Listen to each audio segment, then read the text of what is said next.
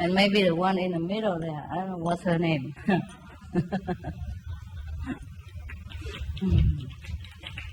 Maybe, I say maybe, huh? So don't have to believe it.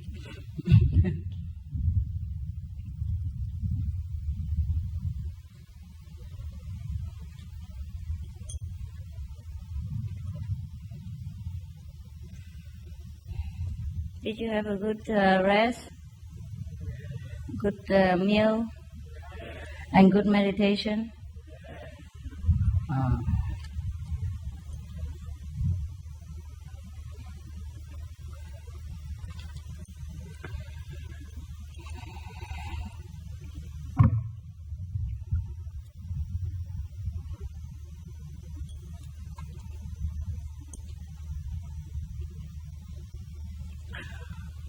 That was a very good story about what a master should be. Do you like to hear? Suppose you want to be a master, listen carefully. Here is the way, the method, and the secret. Now, there was a man so holy, so pure, that even the angels were so rejoiced every time they see him. However, despite his great purity and holiness, he has no idea that he is holy and great, and that is the only problem with this guy. So he just went about his business and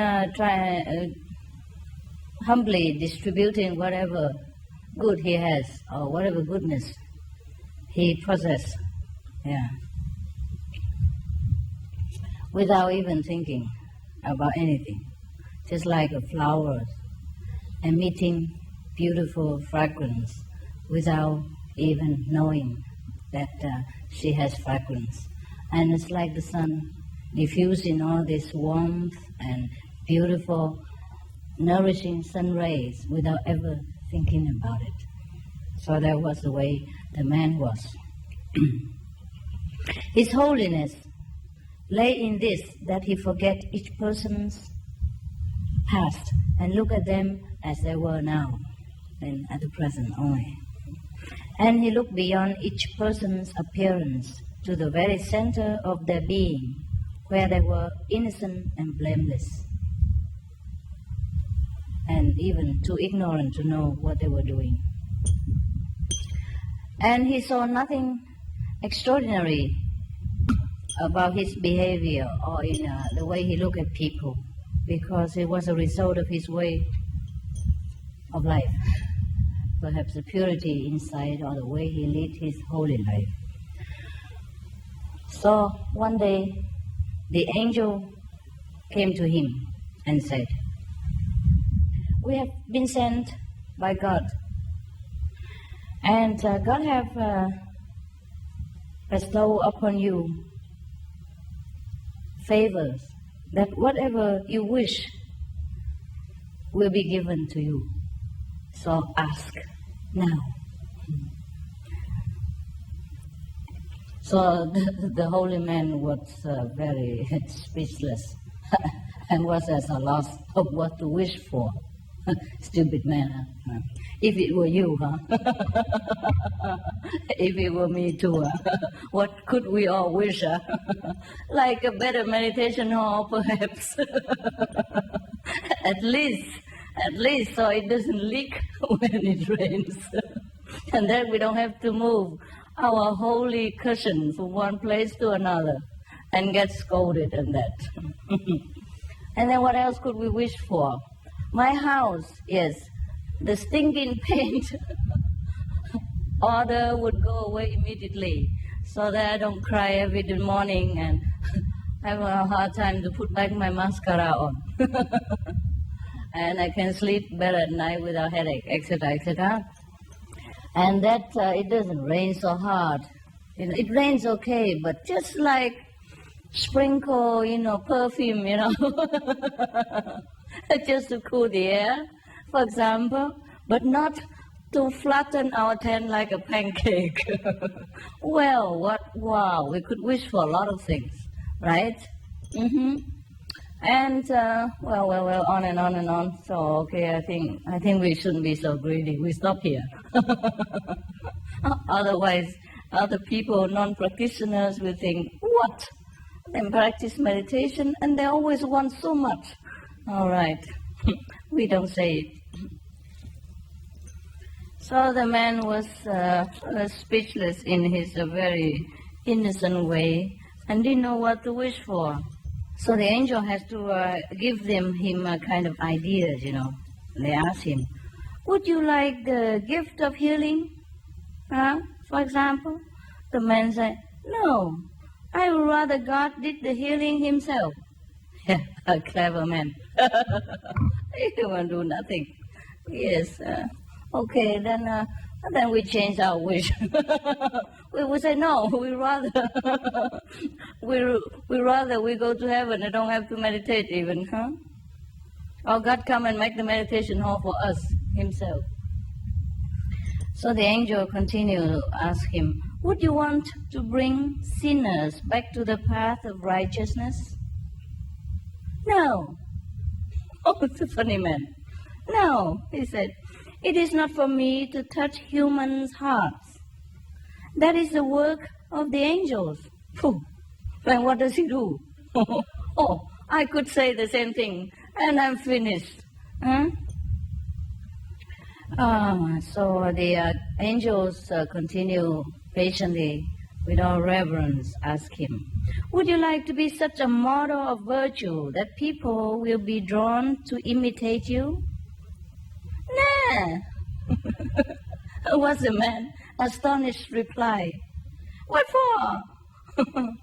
For that would make me the center of the attention. Wow, it's clever. This is the worst thing that you could have, the center of attention. I know what it's like. How does this man become so clever? He has not had the attention and he knows already. Yes, I should have known this before. Then what do you wish for? The angel asked. I wish for the grace of God, was his reply. Having the grace of God, I will have all the contentment and all my desires fulfilled. And the angels was thinking, this man, despite his holiness, is so stupid. God doesn't grant favor that often. And God doesn't dispatch an angel to anyone that often in order to grant him boons and favors. And this man, how come he's so holy but so stupid? So they force him. They say, God's will shall be done. Now you must have a wish or one will be forced upon you. I thought God is liberal, but he's a dictator. We always thought that God give us free will and let you do what you want. Is that not true? How come here he's like a dictator? He forces people to want something. That's the problem with him. Okay, then the old man was kind of forced into this situation, and he has to obey God's will. So he said, all right. Then I shall ask one wish. Whatever good be done through me, don't let me know it. Wow, that's nice. I remember when I first wished for something, my teacher, the Buddhist teacher, she was a nun and a monk and a few more nuns and a few more monks, one day. When I wasn't enlightened, before I became acquainted with the Guanyin method, and the first Buddha I took home in Germany. That was not the first Buddha, but the first Buddha in Germany, because they believed that if I take the Buddha alone home and without the presence of a master or teacher, nun, then that Buddha is up to no good. I mean, this Buddha will be good for nothing. So if you want to worship a Buddha, then you have to, ask the monks or nuns to bless for you and bring it to your house and have a ceremony with flower, incense, and food, just symbolic. And then you have to bow to the Buddha and then the teacher and then make a wish, something like that. And then if your wish will be granted, then all the incense will curl, like a sparrow and never drop on the floor. Normally when the incense burns, they drop like cigarette ash, But if your wish is sincere and is accepted, then all the incense, will curl like a sparrow. You burn a lot of incense, not only one, and that's the problem. I don't know why Buddha has to test people sincerity to this extent. So many incense, and each of them have to curl like this. Oh, God. I was thinking, I don't think I can make it. Look at all the incense. And I always saw the incense ash, drop immediately after it burns. So anyhow, I just do it as told. And then I wish that, I don't mind. People told me that human life is very suffering a lot. And that we should make a lot of merit in order to get out of human life. But I don't mind if I stay in human life because it's not so bad for me. And whatever good I have should be distributed to the people who need it. And don't let me even know about it. And that was my wish. And then all the incense curl like this. And I was...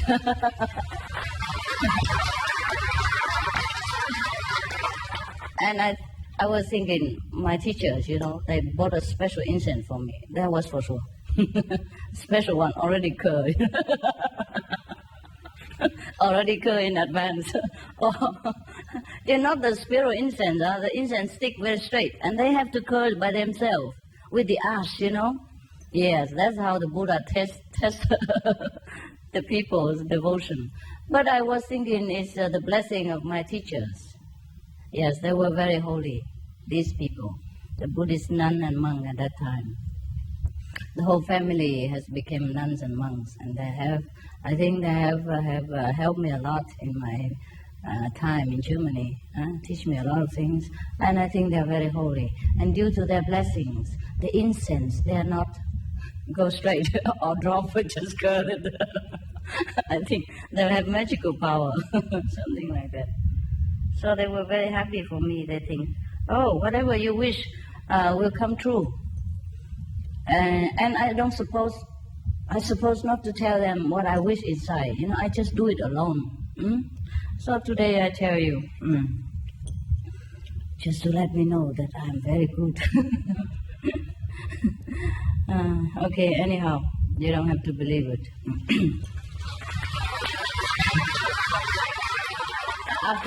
But after I told you, I don't know if I'm good anymore. I don't know if I should tell you. Just by the way, I read this and it reminded me of my things. At that time, I didn't practice Kuan method yet, I just recite Buddhist sutra, recite the Buddhist great compassion mantra, and recite the Kuan Bodhisattva name and the name of the medical Buddha and whatever. Every day I'm busy with all these thick books. Which I didn't understand half of it. So it was accepted that the holy man's wish should be granted. And now God has arranged, because the holy man doesn't want to know whatever good done through him. So God has arranged it that his shadow will be a great blessing for anybody. Or anything, anywhere that it falls upon. And the man would never know anyhow, because he will look in the front. So wherever the holy man went, this shadow will fall on the ground, and then it fertilizes the land, and it makes the rains fall where it's needed, and make the sunshine where it's not enough sun, and make the people become healed of all disease, and healed of the affliction of their souls, and make the place prosper. Mountains became green, spring and fountains also spring fought in different places. And many people who has been, weighed down with karma and bad fortunes began to look more alive and more healthy and more hopeful. And that is the benefit of the shadow of this holy man, according to God's arrangement. And all the while, the man never know anything about it, because he always look in the front and do his thing, busy with his business, and his eyes always look in the front. He doesn't know what's happening behind him through his shadow. This is the true master. Therefore, you never heard of any master who say that he knows anything about what he's doing to you. And don't be surprised. Don't be surprised. Many disciples always praise the real master for helping him, helping her, doing this, doing that, or heal their sickness, or change their misfortune, and bless their house, or do anything. But the master never know about it. And don't be surprised. And if the master say he knows, he's not a master. Maybe sometimes the master knows, through intuition, and through blessing of God that he knows once in a while. But it's not always conscious to the master about the good things that he or she does for mankind. Also, in the Buddhism, the Buddha say, the one who say he's a Buddha, he is not a Buddha. That doesn't mean that after Buddhahood, you cannot say that you have attained Buddhahood. You may say so, but that doesn't mean that you are very, very aware about it. That you do something about it. Because Buddhahood has no definition. Truly, if we say we attain something, that is not yet. In the Diamond Sutra, the Buddhas emphasized again and again that there's nothing to attain. There's no Buddhahood to realize. It's not because we couldn't become holy, but everything holy belongs to God, belongs to Buddha nature. And if we have attained our simplicity and purity enough, then that Buddhahood and that God power will reveal itself accordingly, without us having to know about it. How can we use the mind of the human brain to understand the limitless, expansive nature of God, or the Buddha nature? So if we ever professed that we know that we are Buddha, we truly know that, or that we know we are holy, or we know God, or things like that, it's just a way of saying, but it's not truly so. If God can be described and can be known by human brain, then it's not a true God. It's not a true Buddha nature. Buddha nature is within and without us. God is within and without, in heaven and on earth. We are swimming in God, breathing in God, eating in God, have our life in God, have all the essence in God. There's nothing except God around and about us. There's no need to say, I come in touch with God, I look for God. He is everywhere. So whenever we feel that we have attained something, stop and remember this story. And if we ever want to know what is a master like, remember this story. A master never knows that he's holy. Doesn't matter what he act or what he like, or sometimes he admits it, or whatever it is, for the sake of sentient beings, or just for the sake of just to get it over with. Because they keep asking all the time. So then people say, okay, I'm a Buddha, so what? What next? something like that. People sometimes they insist, for you to admit that you are something in order to argue around. Just like sometimes, you come on a bus, sit there, and then somebody will, next to you or opposite you, keep looking at you all the time and say, "Are you American?" For example, like that, huh? And then you say, "No, I'm not." And she say, "But I'm sure you are American." And then say, "Certainly not, ma'am." And then she keep continue looking at you and say, "But you look like." Yeah, and then just admit it, won't you? You can just tell me you're American. It's free here. So finally, you're fed up. You say, "Okay, I'm American."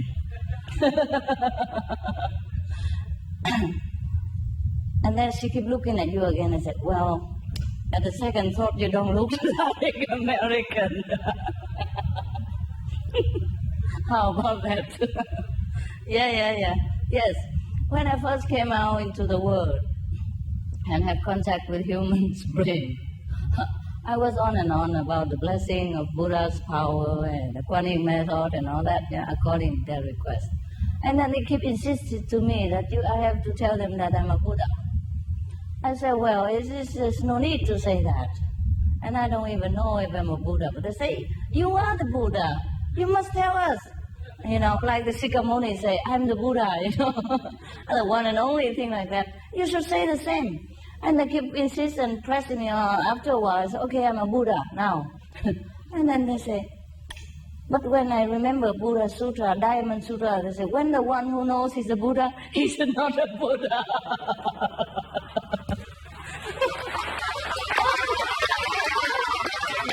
No, you tell me. Oh, we cannot win, huh? So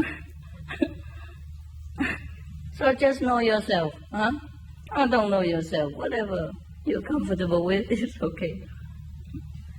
We cannot argue back and forth with all these human people. Human, because their brain are made this way. Just to make trouble where trouble is not.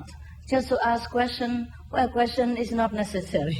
And to give answer when answer is not seeked. Thing like that. Always the same. So what we do is just to continue with our daily business, huh? And then do the best of our ability, according to our knowledge, according to our conscience about what a good human being should be, and what we should do in this life, our duty, our daily work, just to do the things that we feel good with, that we think that we should do, and that's it. And if God is pleased with our behavior and purity, then God will grant us whatever we need, or whatever is beneficial to mankind through us. So there's no need to worry about your level, or whether you have attained Buddhahood, or you have gone to the 9th level or not yet. I'm still on the 5th, but you've gone to the 9th already. The master is supposed to be at the 5th level, but some people think they're on the 9th. Congratulations. It's a little bit too far for us, but it's okay if he likes to go there. And according to this story, the saints don't know much about the good things that is attached to him and his shadow. Because also the people was very centered on the shadow, that they even forgot about the man. And so his wish that whatever good has been done to him should not be revealed to him has come true. God has granted him this wish. And this is exactly what the Master is, according to my humble knowledge and opinion and experience. So if you want to ask me what the Master is like, he is like this man. Nothing more. Whatever good's done. Okay, come on. I need it. I need your encouragement so I can go on and think that I'm good and holy. Wow, isn't that beautiful, our surrounding now? I just come look, wow, you're praising, I have a time to look. Isn't that beautiful? Huh? Yes. Okay. If you ever want to know what a master is like, or thank the master for anything, it's not necessary really, because it's God power who's doing all this. So the master is always free, naturally. It's like one of us, never have the burden to carry the holiness on his shoulders all the time, or having to take care of this holiness, of this Buddhahood, so that it doesn't slip away, or that it doesn't fall down on another level, or thing like that. Once you attain Buddhahood, once God is pleased with you, he does not withdraw the favor. So he will continue to have this all his life without even know about it. What for should we know? If we do good to mankind, what for should we know about it? It's mankind who are benefited. So that's the main important thing, because we want to benefit people. So if they get the benefit, doesn't matter where from or how it's done.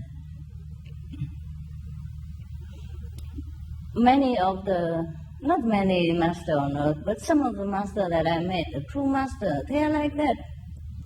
Very, very humble and very ordinary. They don't really know their supremacy inside. They don't know their holiness. Maybe they love people, they bless people according to their wish, but they don't feel themselves is the blesser. Do you understand that or not? Yes. Maybe they act like a master because people expect it, just like the lady keep asking, "You American, are you?" And finally you say, "So, yes."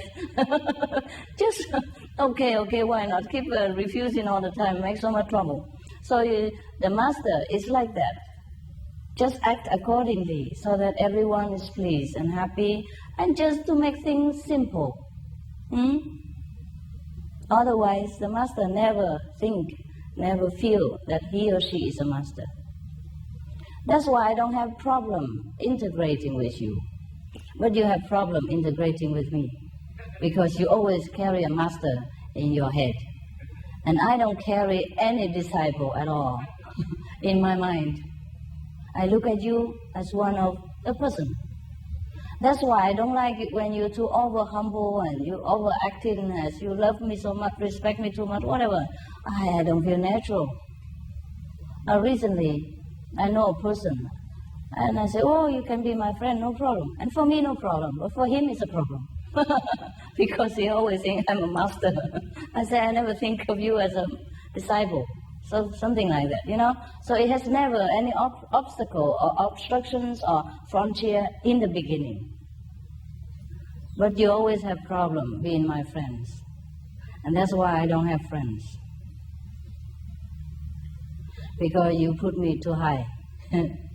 And you put me separately. And that is why we have problem communicating with each other.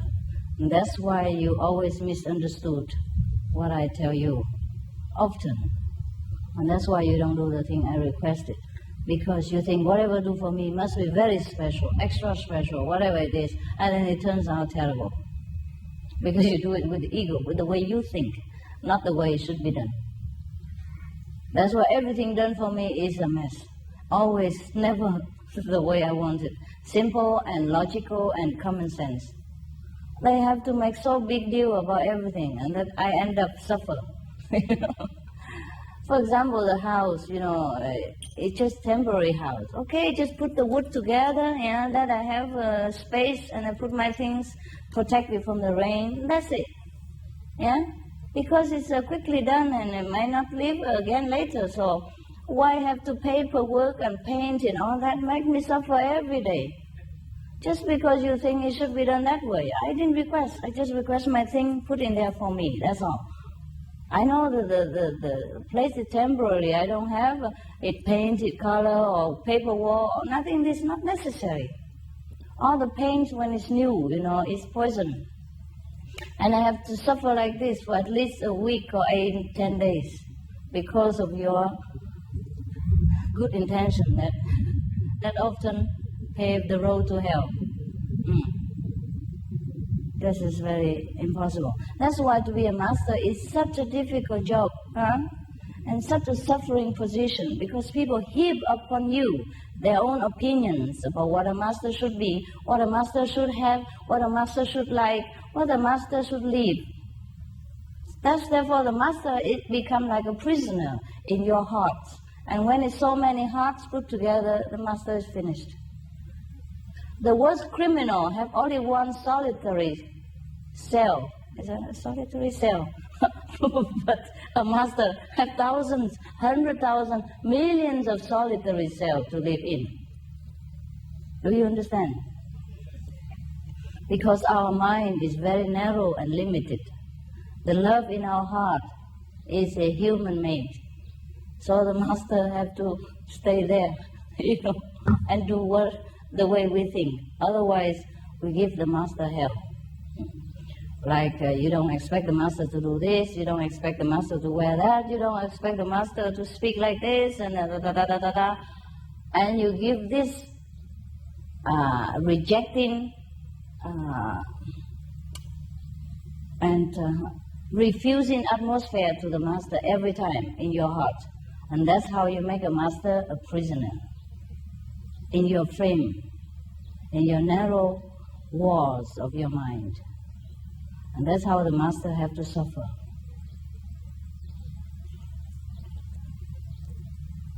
It's like a bird, you put it in a cage. Doesn't matter if it's an iron cage or golden cage, it's still a cage. And so the master cannot be free. Because of the master's love for mankind, he or she will not be free until everyone is free.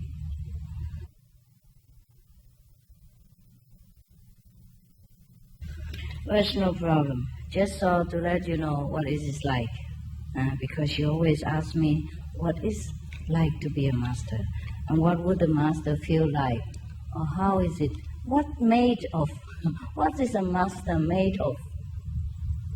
The master is made of simplicity, just like every of us. Just because we complicate our life, therefore we cannot be one with the universe, and God cannot contact us. We build walls of prejudice. I never get this. Prejudice, yes. We build walls with prejudice of religious expectation, of social behavior pattern, anything, to separate ourselves from the natural way of life.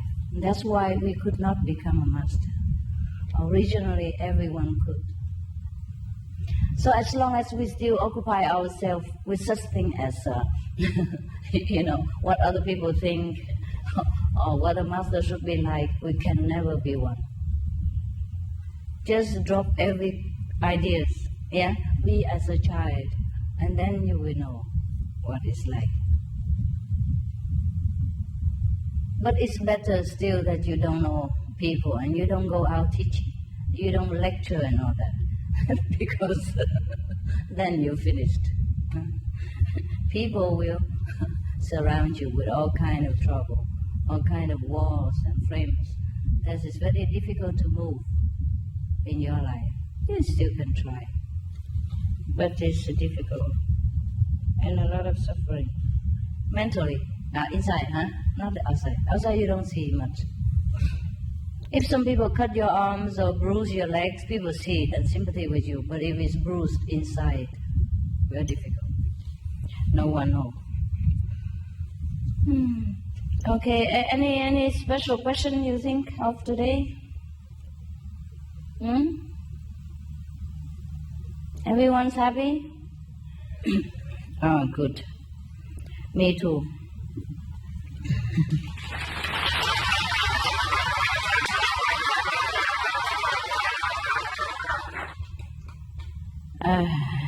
You want to hear a story of Buddha?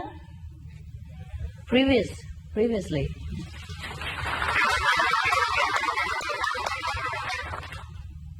Now there's a golden monkey.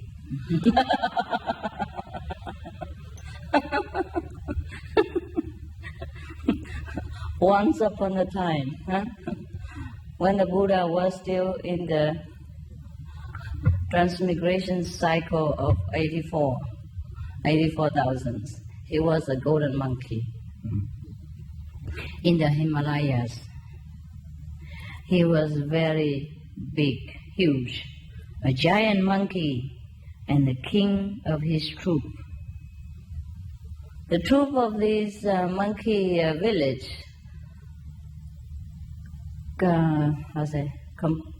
comprised of 8,000 strong monkeys, not monk, monkeys. They live in the forest by the side of the Ganges river. The water there gushed forth every day, pure and clear from the rocks. And nearby there was a very beautiful, shady, great tree. In summertime, this tree bore enormous golden fruit. Even fruit must be golden. For the previous incarnation of the Buddha, God planted a golden tree there. See what that? Huh? If the Buddha lived somewhere else, that tree would be silver-like, or maybe just ordinary tree. But because the reincarnated future Buddha was born as a golden monkey there, so the tree there bear golden fruit as well. See that? So hurry up, dear Buddha, and eat the golden fruit. And then your meditation hall will become golden as well. Don't blame me for the rain yesterday and the flood here. It's your karma. If you meditate better, probably you will have a better roof and not leaking. Maybe your practice is leaking somewhere. So this is a reminder of we should conceal our practice and fix it where it leaks, okay? As soon as the fruit was ripe, the monkeys ate them all up as fast as they could. Because the monkey king, who was extremely wise, had told them a warning that they should never allow a single fruit to fall in the water.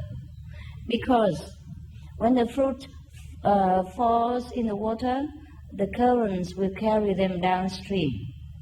And then if any human beings happen to see the fruit so delicious and golden like this, they would come up here and try to get the fruit. And if they come here, the monkeys will be in danger as well. How wise, huh? Wise monkey. Now the one branch of this tree was hanging low over the river. And there was only one single ripe fruit, which was hidden behind a net of a bird or something. And because they overlooked this fruit, the monkeys, this fruit, ripe and in time, fell into the river and carried away downstream by the rapid current. It drifted further and further downstream until at last it reached the city of Benares. It's funny. It's funny. From all the cities in the Indias and from all the countries in the world, the Buddha has to be born again and again in Benares and in India. Huh? Not fair. Don't you think so? So one morning, Brahmadatta, the same king again. Funny.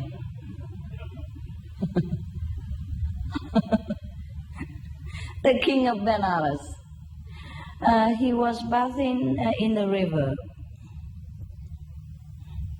And then when he finished the bath, one of the fishermen nearby pulled a fishing net up. And in the net was the shining golden fruit. And the king was struck. No, the fisherman was struck with amazement as a delicious and beautiful fruit that they have never seen before. So they ran to the king and showed it to him.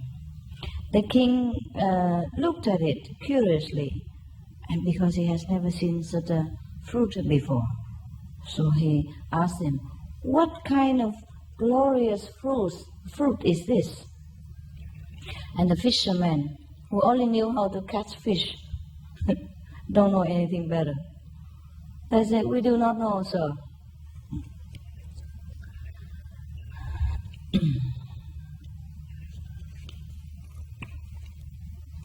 So the king called the forest keeper and asked him. So the forest keeper replied that it is a mango. How disappointing. I was thinking something more beautiful and valuable, but mango. Okay, perhaps at that time mango was not so in abundance. And not many people know what it's like. Actually, mango is delicious, no? Do you have mango here in your kitchen? They buy for you? Okay, good. And when I was a child, mango was one of my favorite, because perhaps I was a monkey before.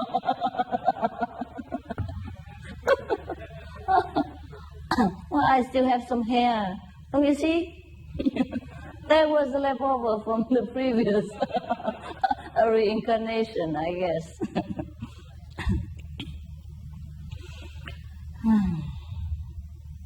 Because we have a lot of mangoes now, we plant it even in the United States or even some of places in European, so we took it for granted. Otherwise, if we happen to live in a very old time, like Shakyamuni Buddha time before, and then all the fruits were not so readily available because the farming techniques and all this cleverness to alter the water and all the fertilizer has not been available to mankind. So if whatever we have fruit, whatever fruit we have is not always good, and not so all kind of fruit like today we see in the market.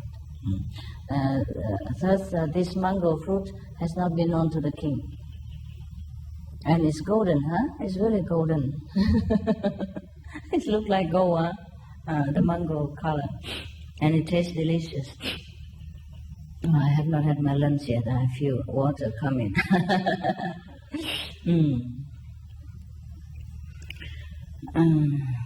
Not even breakfast. Yeah. Have you had yours? How many meals you eat a day? Twice only? Is that enough for you? Okay, me too. I feel it's too much already. I'm feeling heavy and heavier now. Because I'm not used to eating 2 solid meals a day. I normally eat 1 and another very light or not at all. And now I'm eating twice a day, Wow. It happened that some good cook is available. Oh, I'm feeling heavier, And every time I walk on the stage, I have to be careful not to damage the good work of the carpenters.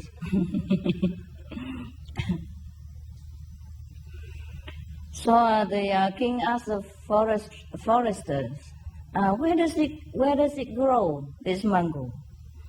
The forester replied, say, Your Majesty, this fruit doesn't grow in our kingdom. This fruit tree doesn't grow in our kingdom. This fruit grows far away in the distant valleys of the Himalaya mountains. So the mango was cut, and the king tasted a slice. Then he gave the rest to his queens and ministers. They all exclaimed in wonder, Truly, this is a fruit with a divine flavor. We have never tasted the like before. Wow. Can you imagine how lucky we are nowadays? We eat 3 of them every day if we want. Yeah? And at that time, even the king of a nation can have only 1 slice of it. and never tasted before. Yes, can you imagine if we have never tasted a mango before? It must be delicious to us, I remember it tasted wonderful as I was a child. And I always like a lot of them. And there are many different kinds of mangoes. which taste even differently delicious. Do you taste all of them? Yeah, take your chance. There are a lot here. If you go to the Far East, like Philippines, Thailand, Vietnam, or Cambodia, then avail yourself, yeah, and eat all the delicious fruits that don't grow in America. Oh, they have them, but imported, huh? And it's not maturely ripe, and it's chemically treated and all that. It's not the same as if you pluck from the tree and eat it. I have a place built for me in Thailand, and around the garden there were a lot of mango trees, and they were absolutely delicious because you pluck them from the tree when they're just ripe. Not only they're sweet and tasty, they're so fragrant. You cannot believe it. It's like perfume. Yes. And you have to eat it while your stomach is empty, like, you know, when you have nothing else in the morning, you have it for breakfast, and wow. That's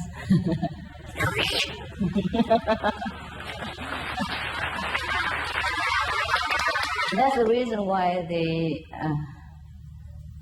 Occidental people would like to come to Thailand or Eastern countries so much, huh? Because the fruits are different, and the vegetable even different while you're eating in that country. When imported or planted in another soil of a different continent, the taste will be different. Just like even ginseng, huh? The name is the same, but American ginseng is cheaper than Korean ginseng, and the effect of both are very, very different. You know, huh? So after they ate the fruit, the delicious golden mango, the king and all the people who tasted it longed for more. If they long for enlightenment this way, would be better. And the desire of the king for the fruit grew more intense each day until he can't bear it anymore. He couldn't sleep. He couldn't eat any other thing for thinking of the mango. He became love-stricken with the mango flavor. Now, just like everybody, every lovesick person, he has to go to find a way to find the beloved. So finally, he decided to set out to this far distant land of the Himalayas valley to find the fruit. So they made a raft, and the king and his men sailed up the river. Wow, just for one mango tree. For one mango fruit, they risk counter currents, yeah, to go up the stream and climb the Himalaya mountain. And for the enlightenment and liberation, not many people venture to do that. Don't you think it's funny? It's strange? Yeah, people do that. Sometimes they go in search for gold or mines of precious stones, and they risk their life and money and everything in order to find it. But the most precious stone laying within humans' heart, people don't bother to find. That is very strange indeed. Huh? So here, after a long journey of many days and many nights, wow, they reached the mountain valley where the mango tree stood on the riverbank. You must understand, this is not easy as these two sentences described. It's mountains and rivers, and Himalaya at that time is a wilderness. You understand? Even in my time, it's still a wilderness. Even you go there in summer, in May or June, the snow is still cover all the mountains, and the roads were cut through ice cubes and snow heap, you know, that the bus run between the mountains look like an ant crawling between two big rocks, giant rock side, you know, like that. And if you happen to go on foot, oh, it's terribly You have to go through very small path and dangerous. And if you slip down once, then you became pulverized because the cliff is very, very deep. And the mountain is very slippery with the glacier. Glacier, yes. And if you're not careful, you slip anytime. That's why if anyone survives coming back from such a pilgrimage, to such a holy and far away and high mountains, and coming back to the city or to the human inhabitants, then people would bow to them, thinking they're very holy. And the gods has protect them so that they can come back safe and in one piece, and not become powder, not come back in a jar, but come back on foot. So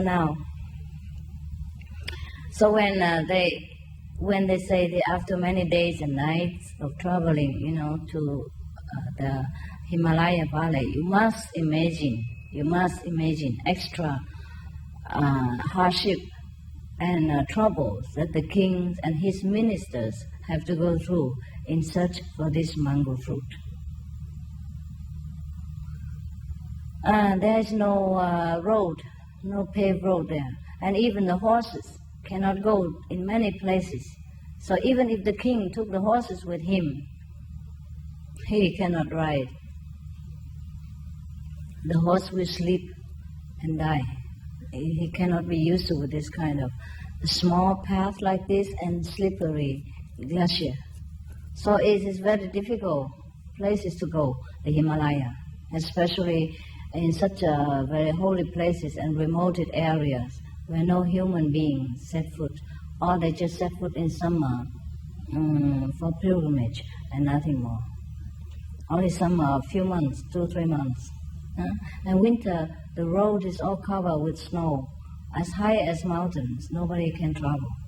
And whoever live inside, they have to go out for summer, for winter, and come back in summer.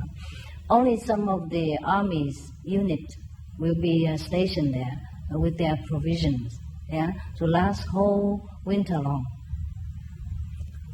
That's why many yogis and masters favor Himalayas. If you can take enough provision for yourselves to last the whole year, or at least in winter, you can stay there. You can dig a hole in the snow and keep yourself warm like the Eskimos people. And you can use a deer skin for your clothing, and you can keep a glowing fire all day long. Then it's become warm in your cave. And sometimes some of the masters stay in the cave during the winter, and the snow cover the whole cave outside, so he will never go out. Just like Milarepa, he stayed there during the winter, and then he would eat whatever available inside the caves, or you keep a provision. And in the Himalaya, you cannot have the provision the way you do in our kitchen. I'm sorry, don't imagine. All you have is perhaps dry mung beans, or some kind of beans, and rice. And the water you will cook from the snow melted from in your pot on the fire, and that's it, And some salt, perhaps. Or because mung beans is very nutritious, and this is a staple food, staple food of the Indian people, especially for the Himalayan practitioners. So if you go there, don't expect yourself to have tofu and ham, 3 pieces, 1 person. No. It's very difficult to drag your own body up to that kind of remote area where no human beings will disturb you, let alone take a lot of stuff, because you have to have your clothes, blanket, and stuff, and some utensil, things like that, a very minimum. When I was in the Himalaya, I have only one. First, I have a lot, as every of you, I drag along a big suitcase, spoon, fork, chopsticks,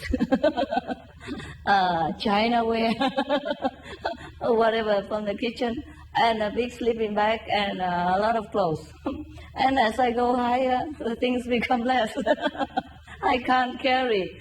So finally, I was at the top of, not yet at the top of the Himalaya, but in a middle way, with one sleeping bag, one staff, is that right? The staff to walk with I carry the sleeping bag on top, and one pullover, very thin, cashmere, very, very, very, very, very thin, like paper. And 2 pairs of clothes. 2 pairs of white, just white clothes, the way, they call it Punjab-like, like a tunic, long cover your behind your knees, and then the trousers, that's it, 2. I wash one and wear one, that's it. Nothing else I can carry. And all the utensils, the, stainless steel cups and silver spoon, whatever, drop on the way. So I kept, originally I kept 2, and 1 spoon, 1 fork, but later on it become only 1. First one like, do you have like the cup, steel cup, for drinking water and tea and all that, and another plate like this, a little bit thick, to cook chapatis and have rice and food and vegetable, But later on, I dropped that cup also, and the forks. And then I have to have that dish alone, for tea, for rice, for chapati, for cooking, for water, whatever it is. Because it's become heavier and heavier, you cannot imagine. So I have only 1 pair of sport shoes, 2 pairs of socks, and 2 pairs of very thin cotton clothes, that's it. And 2 pairs of underwear, of course, don't hope. Very thin too. Nothing else I can carry, because I can't afford people to carry me on their back. Also, I don't like that. I don't believe going on pilgrimage and other people have to carry you. What kind of merit? So I was determined to make the God moved, with my piousness. So I walk on foot. But many Indian people, they went on horses. Where? As far as the horses can go. Or have people carry on their back or carry with the, what they call it, kind of chair? Sedan chair? No. Sequin? Sedan chair? Yeah? 4 people carry and 4 sides and you sit in the middle? Yes. So many people, when they see me walking around like that alone, they think I'm very holy. Yes, my clothes become holy with the time. Many holes. And my shoes have many holes too. So I consider myself as not very, yes, it's somewhat very holy. And because I walk alone with only 1 thin pair of clothes, on, they think I'm very holy to withstand all this cold, because they bundle themselves with blanket on horseback and they have very thick pullover and all that. But I have only cotton, like pyjama-like, that's a walking. But it's very decent. I make it like Chinese color here, very decent and long. So when I walk like this, people think I was a very holy person, but actually it's not. When you walk, you sweat. How can you get cold? So I was sweating because the road is very difficult. It's not flat like here. And it's not paved with stone. You have to climb sometime on the rocks and then avoid pitfall and avoid slippery rocks. And the road is not made for high heel. And have to wear 1 pair of sport shoes only. And even that, the snow, the cold with water will soak in your shoes. And so when I arrive somewhere, my feet are very swollen and stiff. And if you don't have a fire somewhere to warm yourself, then it stay like that for many days and very hurt. And I also don't have a fire. But when I see some people make fire somewhere, I just sit behind and air my clothes like this. And it's okay. I still survive, no problem.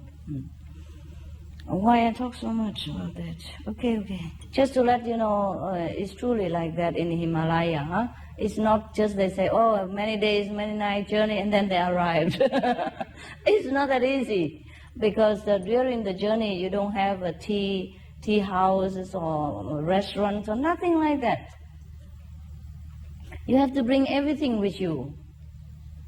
So you can only bring flour and salt to make chapatis, and then eat that with Ganges water. That would be the best for you. Then you don't have to bring a lot of things. Because if you are such a small person like me, you can't even carry mung beans. It's too heavy. And in the Himalaya, it's very difficult to cook mung beans, you know. The atmosphere is very thin, somehow. And you cook all day long, it doesn't boil. So I resort to eating raw vegetable, whatever I find in the Himalaya while I was there. Sometimes, not all the time. And sometimes in some other places you will find food style, you know, but very limitless.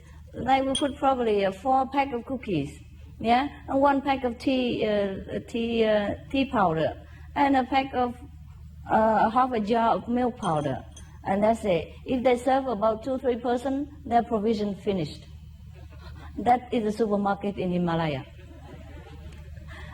And they probably have 1 kilogram of flour, you know, to make enough chapati for maybe 10 persons. And you eat two persons, 2 chapatis each, and that's it. You have to wait until tomorrow until somebody else carry the provision come to them, and then they probably cook again for you. So even you have money, you cannot buy the things you want. Huh? If you came late and other people have eaten already from that food shop, then you finished. Because these are small mountain food shops, you know, they don't have the money to buy a big provision to keep it there for you. And the Indian people, they believe in eating fresh, you know, they go and buy vegetable every day. They don't have refrigerator. They don't believe it. Probably never heard of it. The Himalayan folks, they're very simple. And if you ask them anything and they shake their head, that means okay, huh? Don't misunderstand, okay? When they shake like this, that means yes. So when I first came, I always had trouble. I said, I just want to chapati, why you don't give it to me? Because it do like this. And I said, I saw you have them there. This is chapati here. And he's like this. So I said, okay, I have myself. It's very cute. Oh, and I tell you what, the chapatis in Himalaya mountain is the best food in the world. What after you walk 40 kilometers empty stomach, then it's become golden delicious. Yeah? You don't have to be reincarnated as a golden monkey or something to enjoy it, because it's really, really delicious, and you never have enough of it. And the problem is that they never have enough of it either. So you always feel you don't have enough. And you have to look forward to the next style or somewhere else in order to have chapatis again. And I tell you true, I never enjoy food so much as when I was in India. Everything tastes so good. Oh, God. Because you always have to walk everywhere and spend all this flower energy. And as soon as you can get something, which sometimes could be 30, 40 kilometers away, so you treasure and everything. And even if you can find it, if somebody else has not been there before you. So most people, they have to carry a little bit of things for themselves, like dry biscuits, yeah? very lightweight, or flour, huh? And then they will, and some salt, if they can. If not, they don't carry salt even. Yeah, I carry salt in a very small plastic bag. You know? Everywhere I go, I will fill it again, if it's empty, because I cannot carry a lot. So just my maybe 10 ounces of flour or something like that, you know? Quarter of a pound, something like that. And that's enough. And then just one bag small like this, and a small pack of salt. And then wherever you go, there's always water, you know. If not from the snow, then from the Ganges River, and from people, anywhere, river a lot. So that's all you have to carry in the Himalaya. So even if he was a king, you know, I think he has to endure a lot of hardship in order to find this golden fruit. I don't know why he doesn't endure enough hardship to go and find the, enlightenment. Huh? that way, then he would have become Buddha. Instead of be there all the time and taking the golden deer or competing with the monkey for the fruit and things like that, below his dignity. So we have enough with Himalaya or not? Anything else I have forgot, just by the way? Because I know many of you are curious to know what it's like there, huh? I can't describe it enough in words, actually. But they're beautiful. The beautiful mountain, the most beautiful mountain I have ever seen. Because it's like the mountain is like this, huh? One after another, huh? Like this, huh? And then it's all covered with snow, as white as, the cotton. And nobody ever set foot there, not even animals or nothing. So it's just like this, flat, even, and smooth, like a blanket there. And then just sticking out of this white is green, ever pine trees, straight up into the blue, turquoise-like sky. It's so beautiful. Sometimes I just stood there and watch, in wonder. Even if you take pictures, even if you videotape it, it's never the same. And the air, so pure, you could eat it. Perhaps that's why in the Himalaya, I was never so hungry. And I didn't have to carry a lot of food. And sometimes I go without food, it doesn't affect me so much. Some of the Himalaya master or yogis there, they don't eat even. We call them breatharian or Aryan. They eat air. It's true. And they have a special technique to take deep breath in certain fashion so they don't have to feel hungry. And many of the yogis there don't even wear clothes because when they stay there long, their clothes, they also become holy, like mine, holy clothes. And then after too holy, then they have to discard it. And then they have to develop tumor heat. Is it tumor? Huh? I think Tibetan word for the solar plexus heat. Huh? Yeah, you have to invoke the solar in your abdomen here in order to warm the whole body.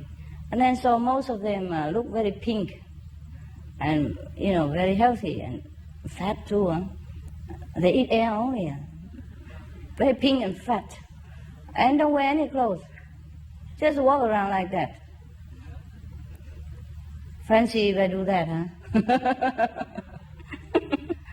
And in India, if you walk alone as a woman, people don't have respect for you.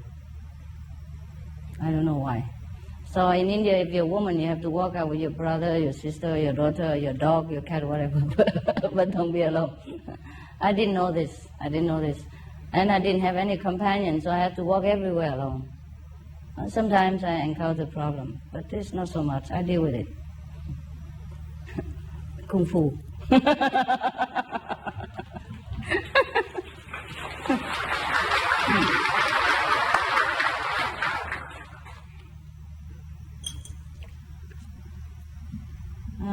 Gosh.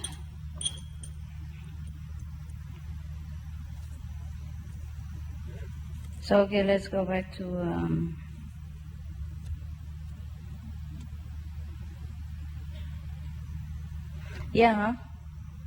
truly, if you have to go alone, be prepared, learn some karate or something. I'm not joking, because some men in India are very rough, especially mountain. When you walk alone, they don't know what you're up to.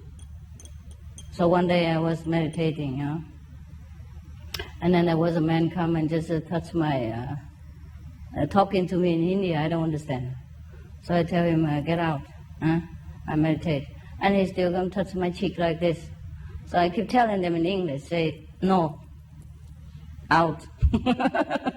He didn't understand, or he tried not to.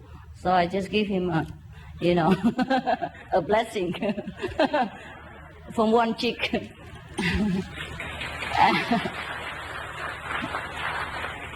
Just an ordinary kung fu, fluff like this. And then he still hang around, so I give him another. Or Jesus say, if a man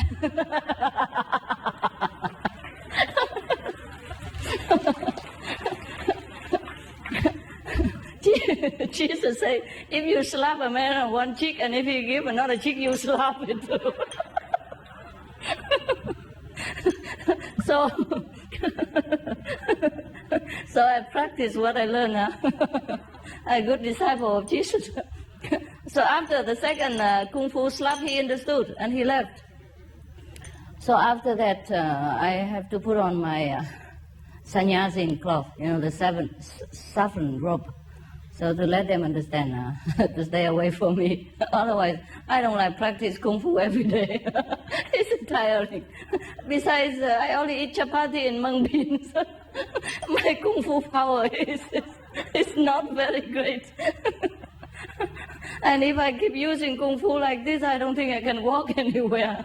I'm too tired. At that time, I was ordained already in a Tibetan tradition and Hindu tradition as a sannyasin, as a nana. But I didn't want to be too obvious, so I just wear the ordinary clothes. But after that incident, I put back the saffron robe just to protect myself. And then something else happened. Also the similar. And then people flock around me and ask me to come to their home so that they can feed me and give me offering and all things like that. But then, so you don't have this and you have that. You never are free in India if you walk alone. So you better don't walk alone, okay? I don't know why everywhere I go, people flock around me like that. And there was one man only, but the other people, they come around and ask me to talk to them and thinking I'm a holy person and things like that.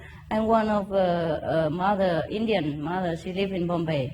She was on pilgrimage with her family and sons and daughter. And she wanted me to marry her son. Her son was 20-something, just graduated as a lawyer. And she told me like that. I told her I could be his mother. It was so cute. So if you walk alone, you run into all sorts of trouble, Unless you want to marry a lawyer like that, then you continue. I didn't know all this, I thought, okay, India is a free place. You go anywhere you want. Besides, in the West, or even in Vietnam, Cambodia, anywhere you walk alone as a woman, no problem. I never thought that in India, walking alone as a woman would bring so much problem. Oh, no end. People always come to me and ask this and that and other, either respectfully or this kind of kung fu expectation. I think that's it. And mosquitoes. In the Himalaya, not, but in some of the places, also holy, like Benares. Wow, mosquito, so big. You would think airplane is landing on your body. Yes, they will make your body become airport, They keep landing one after another at different hours, not on schedule at all. So you just have to protect yourself if you go there with a mosquito net or repellent, insect repellent, because they're really, really think your body is the airport. Yes. And the mosquito was so big, Well, I remember in Benares. No, yes, so big the mosquito. It looked like a mini chicken, Terrible. Well, I'm very small, so everything looks big to me.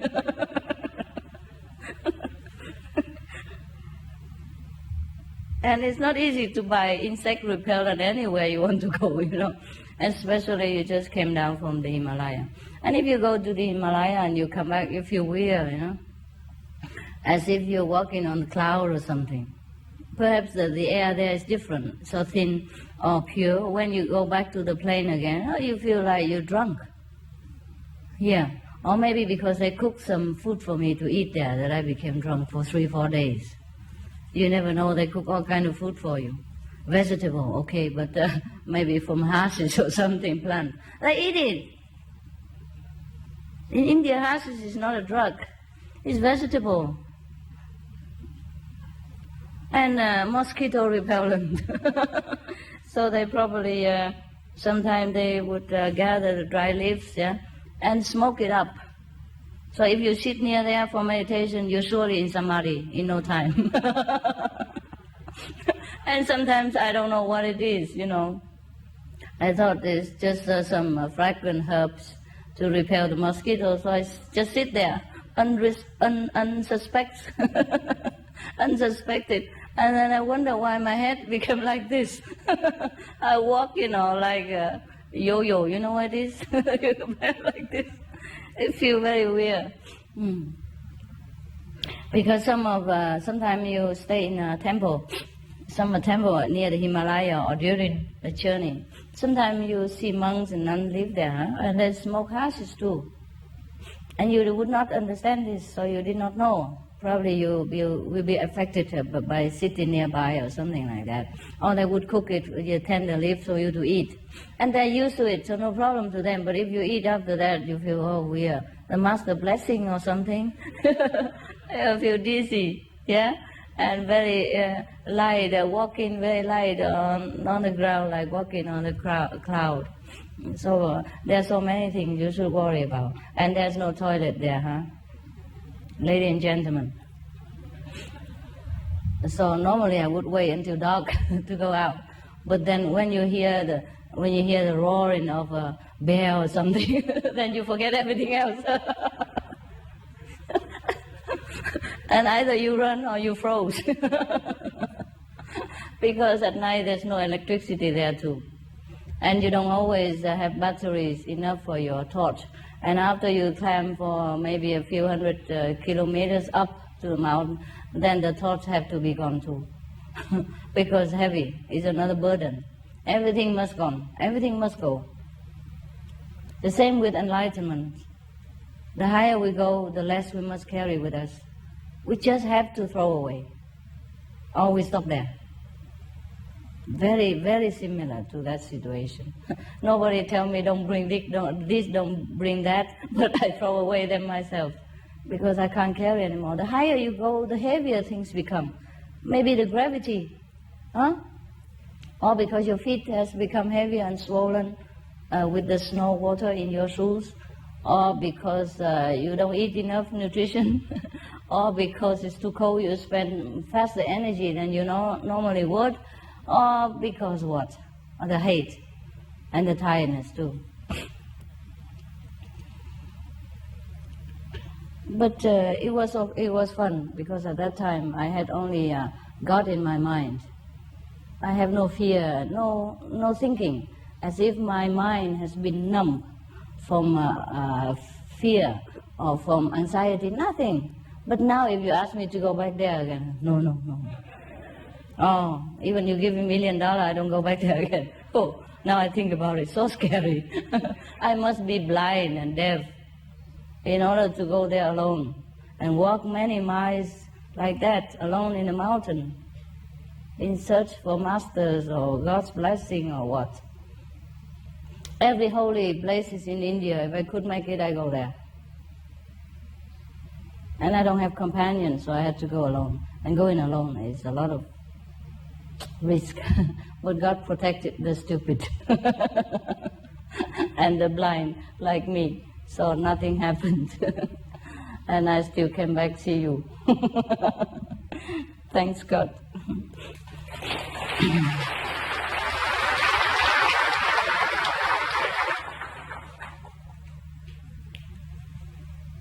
So if you complain about a tent here, huh? At least you have a tent, huh? I didn't have then. Even if I have, I could not carry. So it's good, very good already. I wish at that time I had a tent to have some privacy, to do some toiletry inside or thing like that. Never can. Always have to wait for nighttime, or have to go very far to find an isolated spot to bath or something like that. Especially during a pilgrim season, there are millions of people surrounding everywhere that is holy and famous. So you almost have no privacy at all. You learn to adapt. You use whatever, cover yourself around, make a sentry for your bath, or bath with full clothes in the icy water, and then jump out after you count to 5. Yeah, because the water just ice, just zero. It just melted directly from the icy rock, like a gango tree. You know gango tree, honey? Yes. Gango tree is the place people believe where the Ganges water come from. And actually that's where it is. It's the head of the Ganges river. And when you go there, you see the river water coming from the mountain, melted from the ice there. Immediately just drop down and then fall down in there. So the water there is around zero. If it's not because of the stiff way like this, I don't think the water will flow. And it's the flowing water that keep it liquid, I think so. Otherwise it's all ice there. Because of the slanted shape, from the mountain up to the plain, so the water will fall down. And whenever the sun come out a little bit, the water will melt, and that's what makes the river, the Ganges River. So there, people came and bathed to cleanse their sin. So I believe my sins were also cleansed because I bathed there too. But I count to 5 and jump out. Because if you wait until 6, then you're gone. You became ice cube and never come out of it. It's really frozen. And you don't have a bathroom, nothing. You have to jump right in the river with the clothes on. And I wash my hair also because I'm worried my hair might carry some sin. So I shampoo everything. And it was so cold.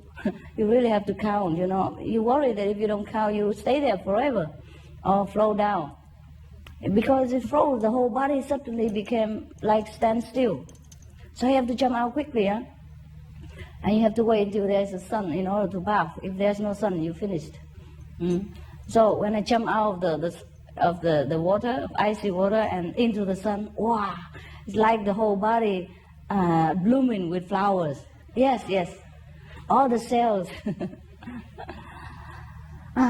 You feel great. So I did it again 3 more times.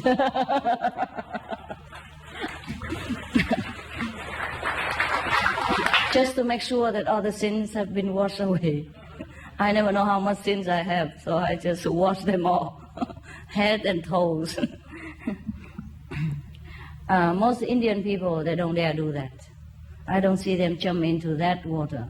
They probably do that downstream, where it's warm in the plain, like Harvard or Benares, where it's warmer in the plain down there, but not on the top of the Himalaya mountain where the Ganges river originates, because it's really cold there. All over the place are snow mountain and snow very high, and then only there is the water. And in May, the sun, there comes the sun, and you already rely on that. And then if you wash there, it's too cold. So all they do is just dip water, and splash it on their body. Some places or some face, and then they do something, and invoke the name of God and just splash a few drops on their head or drink it. Just symbolic. And they believe their sins are washed already. Maybe it is true because they have to walk a long way from the cities and endure a lot of hardship and risk in order to get there. So maybe if they are so sincere like that, their sins will be also washed away somewhat. With their own purity and sincerity have touched God's power, I think. I think it helps. Because you feel very good there. At least in the Himalaya, there's no contamination of thought. When you're there, you feel pure and blissful, because the air is full of blessing, full of people's sincerity, and full of positive prayers. There's nothing but praise for God in such places. No negative thinking, nothing but sincerity and pure devotion. So even if you are not very attached to any particular place like Himalaya, but you feel good there. Feel really good. Okay.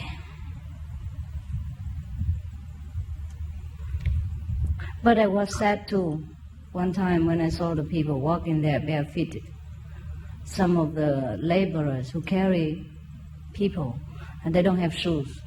And sometimes they carry shoes, but their shoes were broken, and their feet are blistered and bleeding. Oh, and I was so mad at God at that time. I said, why you make so much trouble for human beings like this? What's the use of coming here worshipping you and people have to suffer like this? And I was really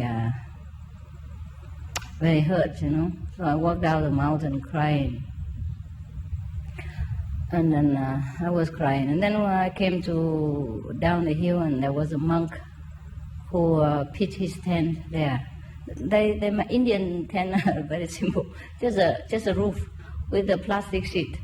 That's it, made by the branches nearby, and they put a plastic sheet on it, and then they make a fire in the corner, and they put a blanket in the other corner, and they put a Shiva or whatever image on that bed, and on top of the bed, and that's it. That's their tent. And during pilgrim season, many monks would pitch their tent like that, their hut. Yeah, their hut along the pilgrimage road, so the pilgrim people would give them alms, yeah, money or whatever, and then they buy a necessity. And the fire will keep them warm, and the mosquito don't grow there because it's too cold, and so like that. They live like that. So when I went down the mountain crying, and I saw a monk in his hut, so I stopped by and gave him some alms, like everybody else, some money. And he said, well, where are you going and all that? We're talking, and I said, well, I went to, just now I went to, I don't know, somewhere else, not Gangotri, somewhere else. It's also as holy and famous to the Indian pilgrim. Yamunotri, or something like that, yes. I was crying and I coming down. And he said, why are you crying like that? He called me child. Oh, child, why are you crying like that? He speak in the Indian language, you know. Child, why are you crying like that? So I told him the reason. I told him that I nearly lost my faith in God because he seems to make so much trouble for people. For my brothers and sisters, I see them walking in the ice, very slippery ice, and bare feet like this, or bleeding feet, and try to earn some money from the pilgrim. And I don't like what I saw. And I wonder why God is so cruel like this at that time, you know. So the monk said, I say, why people pray to God and He doesn't come to them? So he said, only one sentence. He said, God comes only at the last minute. And up to now, I still don't understand what he's talking about. But that comforted me, huh? And then he explained to me that, oh, you don't know, these people are not ordinary people, huh? They vow to come down as laborers to carry people to God. And that's very good for them. You should not feel sorry. And then I was enlightened. Oh, I feel good. I feel very good. And I said, how about the horses? The horses also endure so much hardship to carry people to such and such a holy shrine. He said, why, yes, these are also holy beings. They incarnated as horses. Oh, he was very positive. And then he said, no, come sit down, my child, have some food.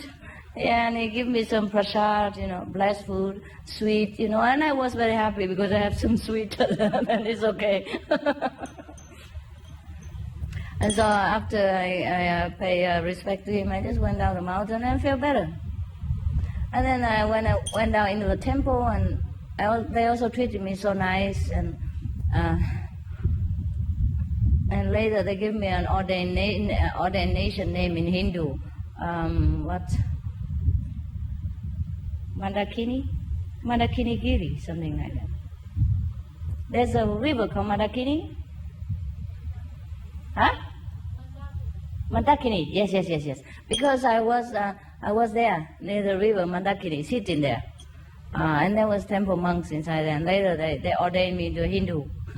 Give me a name called Mandakini. Mandakini is my name, and Giri is their traditional lineage. Came from whatever Giri, I don't know. Must be a very great monk, you know. The lineage is called Giri. And my name is Mandakini, but I almost forgot about it. And I was sitting there in the river, just because before that I also talked to other monks, and he listened to the conversation about me feeling very sad, but I felt already better. Yeah, and when I went to the river, I saw too many people there, so I went to the temple, and I saw many people there, so I went to the river and sat next to the river, thinking, and sit like this. And so many people surround me and said, "Don't do anything silly, will you?"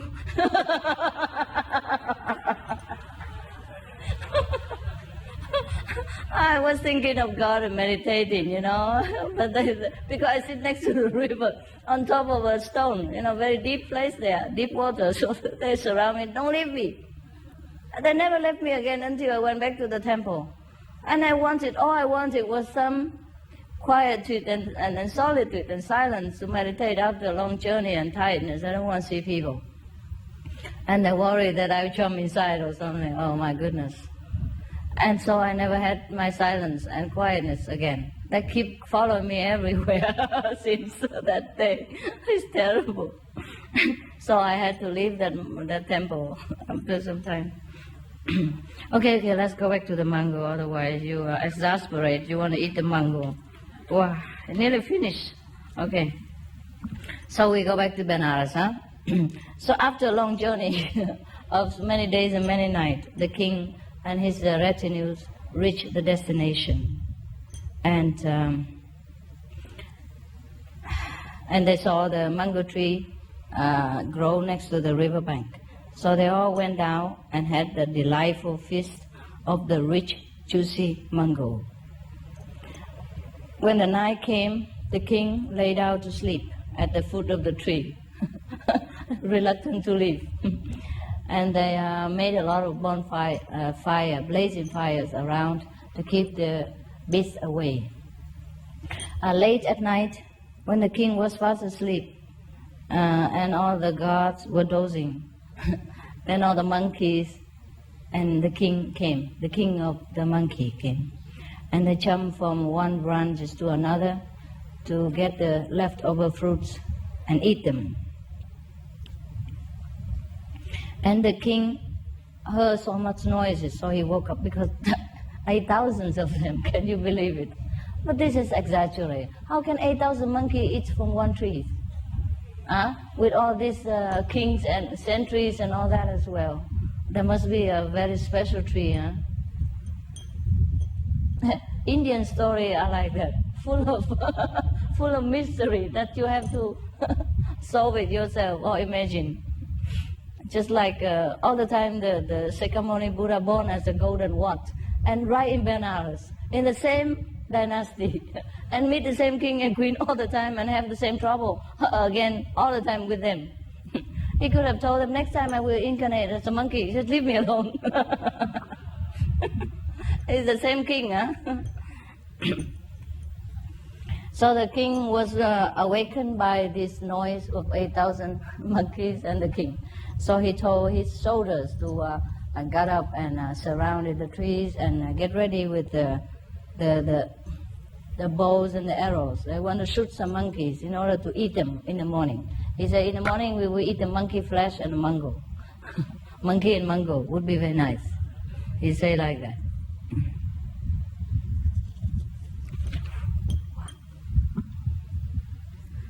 So the monkeys overheard the king's words, and trembling with fear, they went to the chief, the king of the monkey.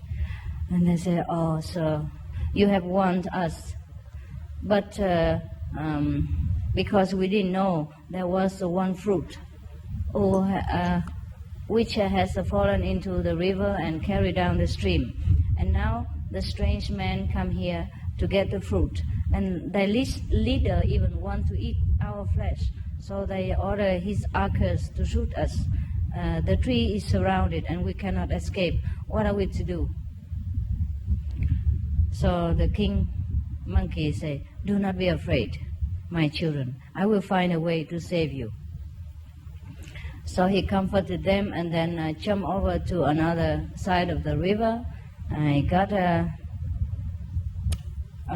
long bamboo pole and brought it back to where he was before. He was thinking the pole was measured long enough so that he can tie it on his waist and then make a bridge from there to the other branch of other Ganges river bank, so that they don't have to, they can escape from the tree to the other side, so no problem. But he miscalculated somewhat, and the bamboo pole was a little bit short, so he could not rely on the bamboos alone. So he has to bend his whole body, holding onto the trees and using his back to make up for the shortage of the bamboo pole. So all the monkey, he tells them to jump on top of his head, on his back, and then walk on his back and walk toward the bamboo pole and go to the other side. So everybody like that went to the other bank, and no problem. But there was one monkey, the last one, called Devadatta, who was very jealous of this monkey king. So he thought of himself to make more trouble for him. So when he jumped on the monkey king's back, he jumped very, very hard with all his might and broke the back of the monkey's king. And then he jumped away. It was the king of the monkey was in great pain, and he fell in the river. But the king Brahmadatta, who has observed all this going on, felt very touched by the compassionate king monkey. So he ordered his men to rescue him from the river and brought him to the fire and put him in fine clothes and feed him and give him water, etc., etc., and medicine and some balm for his back, so to make him recover again.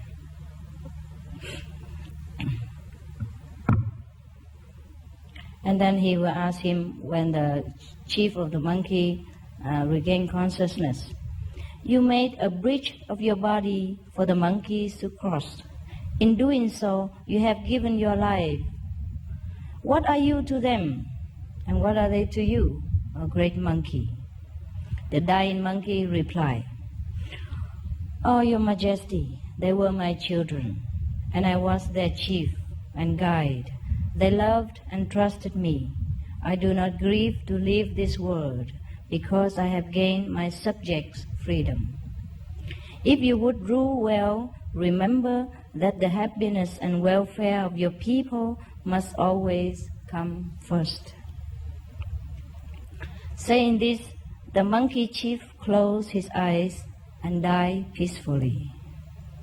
King Brahmadatta ordered that the dead monkey be given the funeral honors of a king. A shrine was erected at the place of cremation.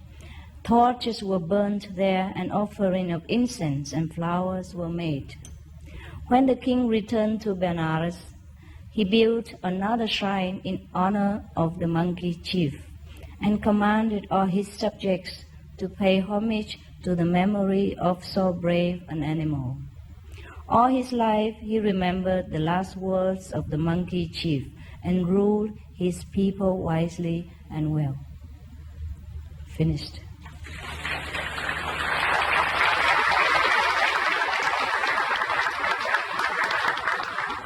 Very good story, huh? Whether it's true or not. Befitted a Buddha's status. Now, when we come to think of it, many kings or leaders are not fit to be the monkey. So we always look down upon animals. But if this story is a true story, then some of us humans have to really feel ashamed. Now when you go to India, perhaps you will see many shrines of the monkeys. Perhaps this came from this story. The shrines of the monkey come from this true story. There are another monument for Hanuman but Hanuman, but maybe it's a different one. Also, he looks like a monkey. And he's supposed to be a very wise monkey of the ancient Indian kingdom, and he has helped many of the beings, including King Rama of the Ramayana, the story of King Rama. He was exiled, and then later he given back the kingdom again. He defeated many demons with the help of Hanuman. And I don't know if these two stories connected with each other or not, but they're both monkeys. So you don't wonder why the Indian people worship animals such as monkeys or buffalo or cows, whatever, huh? Because they believe all beings have a soul and have wisdom and have goodness in them. And even in modern time, it's proved to be so, huh? Through some of the story we see in the press, about animals rescuing human beings or their own kind, etc., etc., or do so many extraordinary things, benefiting others and humankind and themselves. And this should be enough for us to learn to respect animals and protect them and love them. All right, thank you for your loving attention.